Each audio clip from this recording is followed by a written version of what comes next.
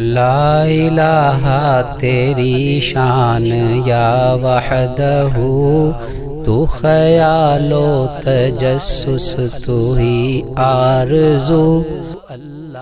قربانی اللہ تعالیٰ نے یہ جو امت محمدیہ کو عطا فرمائی ہے، یہ صرف امت محمدیہ کے لیے ہی صرف مشروع نہیں ہوئی، بلکہ پہلی امتوں میں بھی قربانی کسی نہ کسی درجے میں واجب تھی، طریقہ کار مختلف تھا۔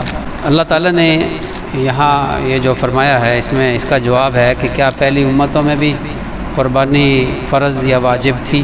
اللہ تعالیٰ فرماتے ہیں وَلِكُلِّ أُمَّةٍ جَعَلْنَا مَنْسَكًا، ہم نے ہر امت کے لیے قربانی کو مشروع کیا ہے تاکہ لِيَذْكُرَ اسْمَ اللَّهِ عَلَى مَا رَزَقَهُم مِّن بَهِيمَةِ الْأَنْعَامِ، تاکہ وہ ان جانوروں پر جو ہم نے ان کو دیے ہیں رزق کے طور پر، یعنی جو گھر میں پالتو جانور ہوتے ہیں، ان میں سے کسی جانور پر اللہ کا نام لیں، اللہ کا نام لے کر اس کو ذبح کریں، اس کی قربانی دیں۔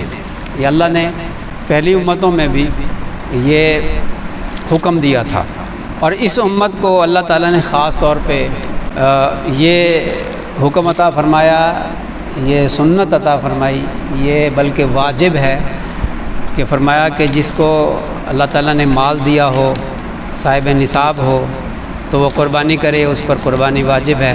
اور حدیث شریف میں آیا کہ جس کو اللہ نے استطاعت دی قربانی کرنے کی اور وہ قربانی نہ کرے تو وہ ہرگز ہماری عیدگاہ کے قریب بھی نہ آئے، یعنی اتنی ناراضگی کا اظہار فرمایا کہ جس کو اللہ نے قربانی کرنے کی استطاعت دی ہے، مال دیا ہے، اللہ نے رزق دیا ہے، اور قربانی نہیں کرتا تو وہ ہماری عیدگاہ کے پاس نہ آئے، ناراضگی کا اظہار کیا۔ اس لیے فرمایا کہ اس حدیث کی وجہ سے کہ اللہ کے نبی صلی اللہ علیہ وسلم نے اس میں ناراضگی کا اظہار کیا ہے قربانی نہ کرنے والے کے بارے میں، تو یہ ایک وعید ہے۔ اللہ کے نبی صلی اللہ علیہ وسلم کی ناراضگی سے بڑھ کے اور کیا وعید ہوگی؟ تو جہاں وعید آ جائے کسی حکم کے نہ کرنے پر، تو علماء فرماتے ہیں کہ وہ حکم واجب ہوتا ہے، تو قربانی واجب ہے۔ تو اللہ تعالیٰ فرماتے ہیں کہ ہم نے ہر امت پر یہ حکم دیا ہے قربانی کا، تاکہ اللہ کا نام لیں ان جانوروں پر جو ہم نے رزق کے طور پر ان کو بہیمۃ الانعام، جو ہم نے ان کو پالتو جانور دیے ہیں، ان میں سے جانوروں کسی جانور پر اللہ کا نام لیں، اللہ کا نام لے کر ان کو ذبح کریں۔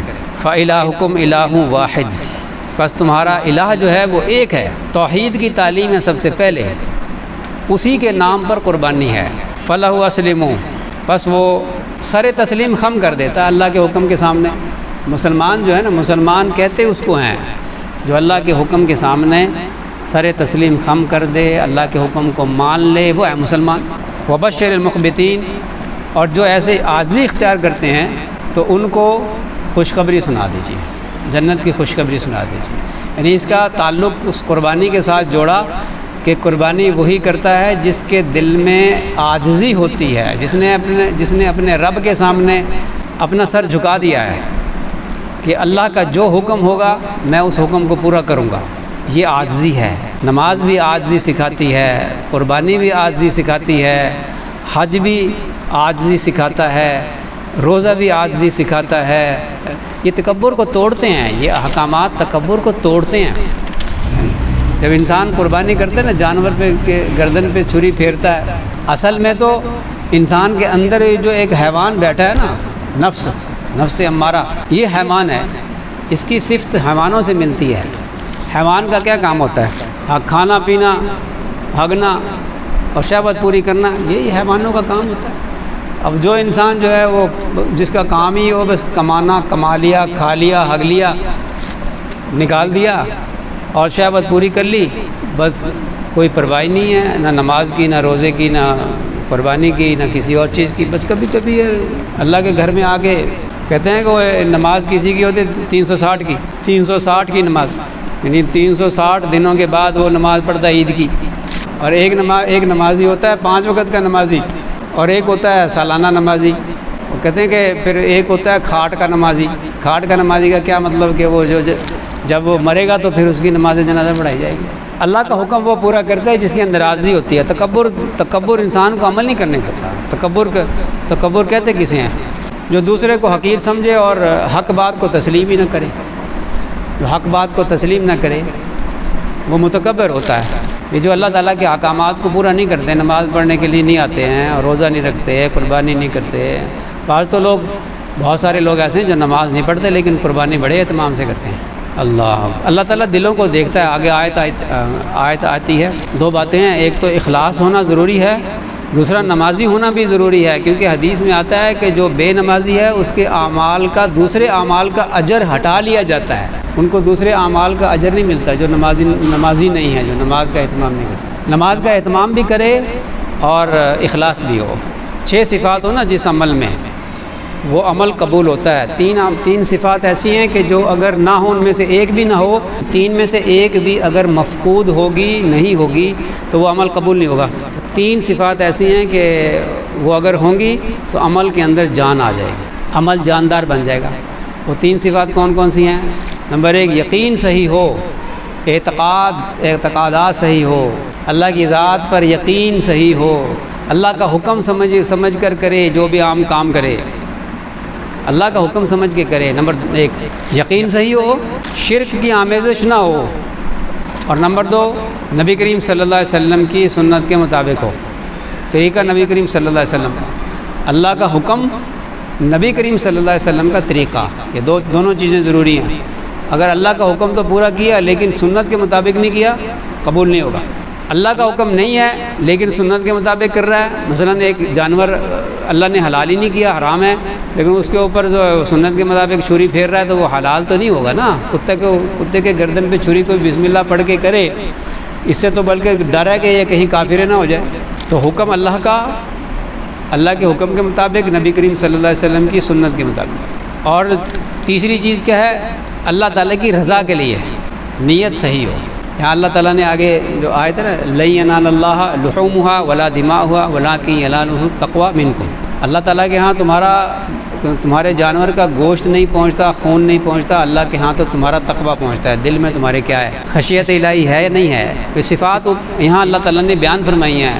جو عاجزی کرنے والے ہیں، جو قربانی کرنے والے ہیں، وہ عاجزی کی وجہ سے قربانی کرتے ہیں۔ سر تسلیم، عاجزی سر تسلیم خم کر لینے کا نام ہے۔ پھر اس عاجزی کرنے والوں کی کون کون سی صفات ہوتی ہیں جو اللہ نے آگے بیان کی۔ یہی مقصد ہے قربانی کا کہ انسان جب قربانی کرے تو اندر بیٹھا ہوا جو حیوان ہے، نفس امارہ ہے، تو اس کے اوپر بھی چھری پھیر دے، وہ بھی نفس امارہ جو ہے وہ نفس مطمئنہ میں تبدیل ہو جائے۔ یہ تکبر نفس امارہ کی وجہ سے ہوتا ہے۔ یہ خواہشات نفسانی جو بے جا خواہشات ہیں، اس نفس امارہ کی وجہ سے ہوتی ہیں۔ اس کے اوپر چھری پھیر دیں۔ ظاہر میں ہم جانور کی گردن میں پھیر رہے ہیں لیکن باطن میں اپنے نفس امارہ کے اوپر چھری پھیر رہے ہیں، تو کیا نفس ہمارا مطمئنہ ہو گیا، نفس کی ہماری اصلاح ہو گئی۔ یہ ہے قربانی کا مقصد۔ اللہ تعالیٰ کیا فرماتے ہیں؟ وَبَشِّرِ الْمُخْبِتِينَ، عاجزی کرنے والوں کو بشارت دے دیجئے۔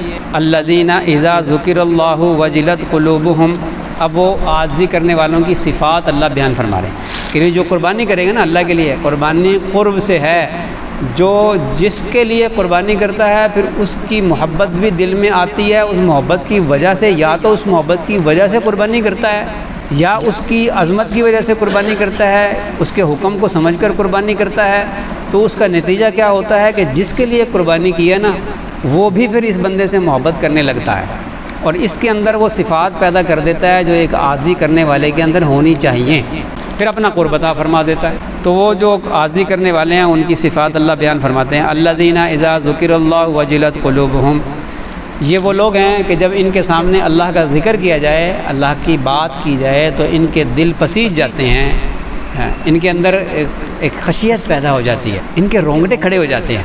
اللہ کے نام میں اتنی تاثیر ہے، لیکن تاثیر جو جس کے اندر عاجزی ہوگی وہ اس کا اثر لے گا۔ وہ صفات اللہ بیان فرما دیں۔ اور آگے کیا فرمایا کہ ایک تو ہے وجلت قلوبہم، اور آگے ہے والصابرین علی ما اصابہم۔ اگلی صفت بیان فرمائی کہ یہ صبر کرتے ہیں ان پر کوئی مصیبت آئے تو۔ صبر بہت بڑی صفت ہے اور بہت بڑی روحانی طاقت ہے، اور ہر انسان کے ساتھ مصیبتیں لگی ہوئی ہیں، کسی کے ساتھ تھوڑی، کسی کے ساتھ زیادہ۔ جو جتنا صبر کرنے والا ہوگا وہ اتنا ہی زیادہ اللہ تعالیٰ کا مقرب ہوگا۔ اور اگلی صفت بیان کی والمقیم الصلاۃ، اور یہ نماز کو قائم کرتے ہیں، ومما رزقناہم ينفقون، اور جو ہم نے ان کو رزق دیا ہے اس میں سے خرچ کرتے ہیں۔ یہ صفات اللہ نے بیان کی ہیں۔ قربانی کرنے والے عاجزی والے ہوتے ہیں، اور عاجزی والوں کے اندر یہ صفات ہوتی ہیں کہ جب ان کے سامنے اللہ کا ذکر کیا جائے تو ان کے دل پسیج جائیں، دل ان کے نرم ہو جائیں، اور وہ مصیبتوں پر صبر کرنے والے ہوتے ہیں، نمازوں کو قائم کرنے والے ہوتے ہیں، اور جو اللہ نے ان کو رزق دیا ہے اس میں سے وہ خرچ کرنے والے ہوتے ہیں۔ یہ صفات ہوتی ہیں عاجزی والوں کے اندر، اور یہ قربانی کی برکت سے انسان کے اندر آنی چاہیے۔ یہ صفات نہیں ہیں تو اس کا مطلب ہے ہمارے عمل میں کچھ کمی ہے، ہماری قربانی میں کچھ کمی ہے۔ آگے اللہ تعالیٰ فرماتے ہیں اونٹ کی قربانی کے بارے میں خاص طور پہ اللہ تعالیٰ نے فرمایا وَالْبُدْنَ جَعَلْنَاهَا لَكُم مِّن شَعَائِرِ اللَّهِ لَكُم فِيهَا خَيْرٌ۔ جو اونٹ کی قربانی ہے اس میں اللہ تعالیٰ کی نشانیاں ہیں، یہ شعائر اللہ میں سے ہیں، اس کا اجر بھی پھر زیادہ ہے۔ اور فرمایا لَكُم فِيهَا خَيْرٌ، اس میں تمہارے لیے خیر ہے۔ بہت سی خیریں ایسی ہوتی ہیں کہ جو انسان جانتا نہیں ہے، سمجھتا نہیں ہے، لیکن اللہ اس کو خیر فرماتے ہیں تو اس میں خیر ہے یقینی طور پہ۔ پھر اونٹ کی قربانی اس کو نحر کہتے ہیں۔ فَاذْكُرُوا اسْمَ اللَّهِ عَلَيْهَا صَوَافَ، ان کو صف میں کھڑا کر کے ان پر اللہ کا نام لو۔ اونٹوں کی جو قربانی ہوتی ہے نا وہ دوسرے جانور کی طرح نہیں ہوتی، اس کا ایک گھٹنا باندھ کے اور نیزے کے ساتھ جو ہے وہ گردن میں مارا جاتا ہے، ایسے اس کی قربانی کی جاتی ہے۔ وہ یہ اللہ تعالیٰ فرماتے ہیں کہ وہ صف میں کھڑے ہو جائیں تو اللہ کا نام لو۔ پھر طریقہ سنت سے بتا دیا گیا کہ ایسے کرو۔ نبی کریم صلی اللہ علیہ وسلم نے حجۃ الوداع کے موقع پہ 100 اونٹ کی قربانی کی، 63 اونٹ اپنے ہاتھ سے ذبح کیے، نہر کیے، اور باقی جتنے اونٹ تھے وہ حضرت علی رضی اللہ عنہ کو فرمایا کہ تم کرو، باقی حضرت علی رضی اللہ عنہ کیے۔ 63 سال کی عمر تھی آپ صلی اللہ علیہ وسلم کی، 63 اونٹ جو آپ نے نہر کیے۔ فَإِذَا وَجَبَتْ جُنُوبُهَا، اور جب وہ یعنی پہلو کے بر گر جائیں یعنی ذبح ہو جائیں، فَكُلُوا مِنْهَا، پھر اس میں سے کھاؤ، یعنی جب گوشت بنا لو اس کا، جب وہ گر جائیں ٹھنڈے ہو جائیں، گوشت بناؤ خود بھی کھاؤ۔ اور وَأَطْعِمُوا الْقَانِعَ، جو قناعت کر کے بیٹھے نا سوال نہیں کرتے ان کو بھی کھلاؤ، وَالْمُعْتَرَ، اور جو سوال کرتے ہیں ان کو بھی کھلاؤ، خود بھی کھاؤ اور ان کو بھی کھلاؤ جو سوال نہیں کرتے، اور ان کو بھی کھلاؤ جو مانگتے ہیں سوال کرتے ہیں ان کو بھی کھلاؤ۔ پہلے یہ تھا کہ قربانی کا گوشت خود نہیں کھا سکتے تھے، سارا ہی تقسیم کرنا ہوتا تھا، لیکن پھر یہ حکم منسوخ ہو گیا اور اللہ تعالیٰ نے فرمایا کہ اب یہ تم سب کھا سکتے ہو۔ كَذَلِكَ سَخَّرْنَاهَا لَكُمْ لَعَلَّكُمْ تَشْكُرُونَ، اور ہم نے ان کو تمہارے لیے مسخر کر دیا، تمہارے قابو میں دے دیا۔ تمہارے قابو، اونٹ قابو میں آتا بھلا؟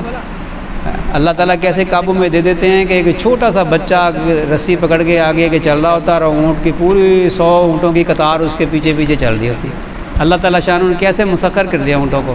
اللہ فرماتے ہیں ہم نے تمہارے لیے ان کو مسخر کر دیا لعلکم تشکرون، تاکہ تم شکر گزار بنو۔ تو شکر کی صفت بھی آ گئی، وہ پہلے صبر کی صفت بتائی تھی، اب شکر کی بھی آ گئی کہ تاکہ ہم نے تمہارے لیے ان کو مسخر کر دیا تاکہ تم شکر گزار بندے بن جاؤ ہمارے۔ تو شکر بھی آنا چاہیے، پھر ہمارے اندر شکر کی نعمت بھی آنی چاہیے۔